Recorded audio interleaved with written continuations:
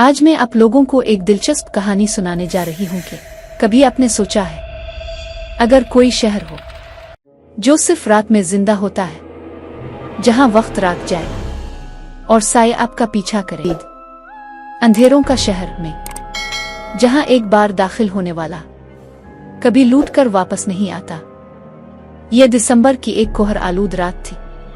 सत हुआ जिसमें सुइयां चुभवती जा रही थी। एहसन एक तन्हा फोटोग्राफर लाहौर से कोयटा के सफर पर निकला था। सन्नाटा, सुनसान सड़क और दूर दूर तक रोशनी का नामो निशान नहीं। अचानक इसकी कार बंद हो गई, मोबाइल सिग्नल गायब और आसपास कोई जीरो नहीं। वो गाड़ी से निकला और एक बोसीदा बोर्ड पर नजर पड़ी जिस पर मिट्टी में लिपटा हुआ नाम था, खुश आमदीद शहर सिया में।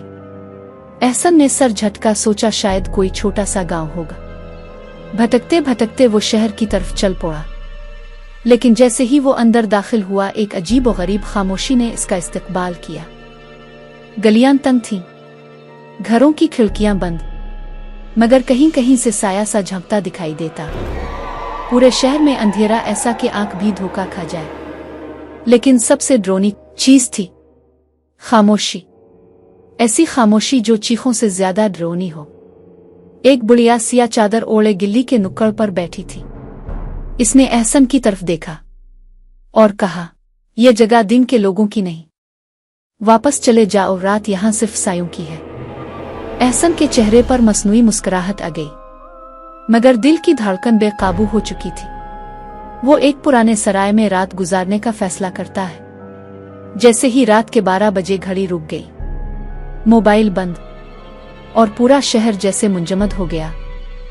दरवाजे के बाहर आते कदमों की आवाज, दरवाजे पर जैसे किसी ने नाखून से खुरचा हो। एहसन पसीने में शराबूर हो चुका था। इसी रात इसे एक ख्वाब आता है। एक लड़की, सुनहरे बाल, आदास आंखें, कह रही थी, मुझे बचा लो, मैं कैद हूं पिछले 100 सालों से। सुबह होते ही एहसन भागता हुआ शहर की एक लाइब्रेरी में जाता है। एक पुरानी गर्द आलूद किताब इसके हाथ लगती है, शहर सिया की असल कहानी। सफ़े पलटते हुए वो पढ़ता है। एक जिन्नती औरत सलीमा, जो लोगों को ख्वाबों में आकर बुलाती थी और उनकी रूहों को कैद कर लेती थी। कहा जाता था कि जो शख्स एक बार इस शहर में आ जाए वो कभी वापस नहीं जा सकता। एहसन को अब अंदाजा हो चुका था कि वो कहां फंस चुका है। रात एक बार फिर आ चुकी थी और इस बार लोग गलियों में निकल आए थे, लेकिन ये लोग नहीं थे, ये सिर्फ जिस्म थे, बगैर चेहरे के, जैसे कोई साया हो। एक मकरू आवाज गूंजी, अब तुम भी हमारे साथ रहोगे हमेशा के लिए।